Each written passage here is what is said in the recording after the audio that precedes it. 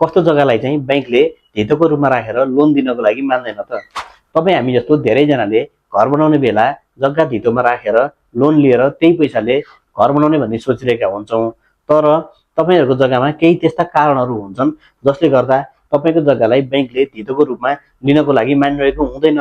यदि मानिहाल्यो भने पनि एकदमै धेरै कम भ्यालुएसन गरेर ऋण दिइरहेको हुन्छ।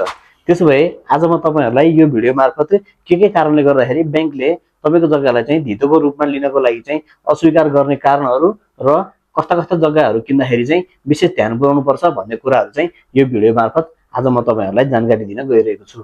सामान्यतया बैंकले निम्न प्रकारका जग्गाहरूमा ऋण दिनको लागि नमानेको वा विशेष किसिमको सावधानी अपनाएको पाइन्छ। जसमध्ये पहिलो नम्बरमा रहेको छ स्वामित्व स्पष्ट नभएको जग्गा, नामसारी, अंशबन्डा वा हक हस्तान्तरण पूरा नभएको जग्गाहरू। अर्को नम्बरमा रहेको छ रोका भएको जग्गाहरू, जसमा मालपोत वा अन्य सरकारी निकायहरूबाट रोका भएका जग्गाहरू चाहिँ यस अन्तर्गत पर्दछन्। त्यसैगरी अर्को नम्बरमा रहेको छ अदालतमा मुद्दा परेका जग्गाहरू।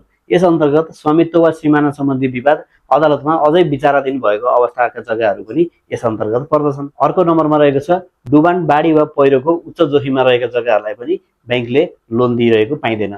अर्को नम्बरमा रहेको छ गुठीका जग्गाहरू। यस्ता जग्गाहरूमा पनि कानुनी जटिलता चाहिँ अलि बढी आउन सक्ने हुनाले यस्ता जग्गाहरूलाई पनि बैंकले लोन दिनको लागि चाहिँ अस्वीकार गर्दछ। अर्को नम्बरमा रहेको छ बाटो नभएको जग्गाहरू वा बाटोको पहुँच नभएका जग्गाहरू, जग्गासम्म पुग्ने कानुनी बाटो नभएको अवस्थामा पनि बैंकले चाहिँ लोन दिनको लागि अस्वीकार गर्दछ। अर्को नम्बरमा रहेको छ मोही भएका जग्गाहरू।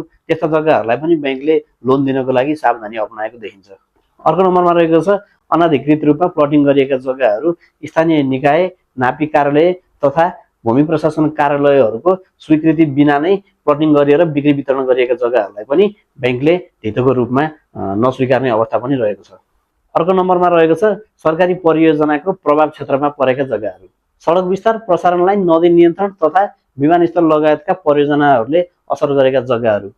त्यसैगरी अर्को नम्बरमा रहेको छ नापी तथा सिमानासँग सम्बन्धित विवादमा रहेका जग्गाहरूलाई पनि साधारणतया बैंकहरूले चाहिँ धितोको रूपमा राखेर लोन दिनको लागि अस्वीकार गरिरहेको पाइन्छ।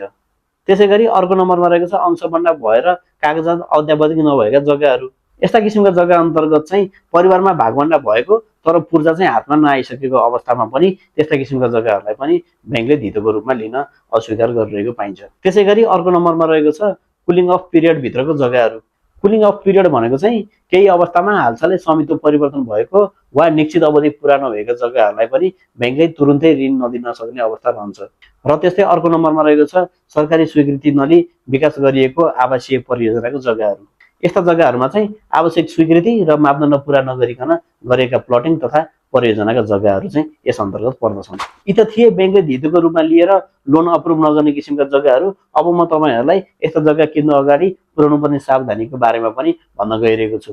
पहिलो नम्बरमा रहेको छ लाल पूर्जा र स्वामित्व स्पष्ट छ कि छैन त्यो कुरा यकिन गर्नु पर्यो।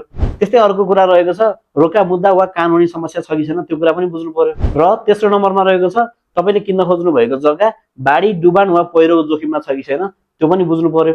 र चौथो नम्बरमा रहेको छ यदि तपाईले प्लटिङका जग्गा किन्न खोजिराख्नु भएको छ भने त्यस्ता जग्गाहरू आधिकारिक रूपमा सरकारी स्वीकृति लिएर प्लटिङ गरेका हो कि हैनन् त्यो पनि बुझ्नु पर्यो। र अन्तिम नम्बरमा रहेको छ तपाईले त्यस्ता जग्गाहरू खरिद गर्दा सम्बन्धित बैंकले धितोको रूपमा स्वीकार गर्छ कि गर्दैन त्यो पनि बुझ्नु पर्ने हुन्छ। र अन्त्यमा एकदमै याद राख्नुपर्ने कुरा के छ भने जग्गा सस्तोमा पाइयो भन्दैमा किनिहाल्नु पनि भएन।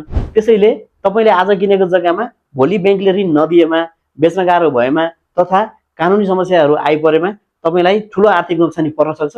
त्यसैले तपाईले जग्गा किन्न अगाडि एकपटक भूमि प्रशासन कार्यालय अथवा साबिक मालपोत कार्यालय वा सम्बन्धित बैंकमा नै गएर बुझ्नु एकदमै राम्रो अथवा एकदमै बुद्धिमानी मानिन्छ। यस्तै इन्फर्मेटिभ भिडियोको लागि मेरो यस एकाउन्टलाई र नेपाली निवासलाई फलो गर्न नबिर्सिनु होला। धन्यवाद।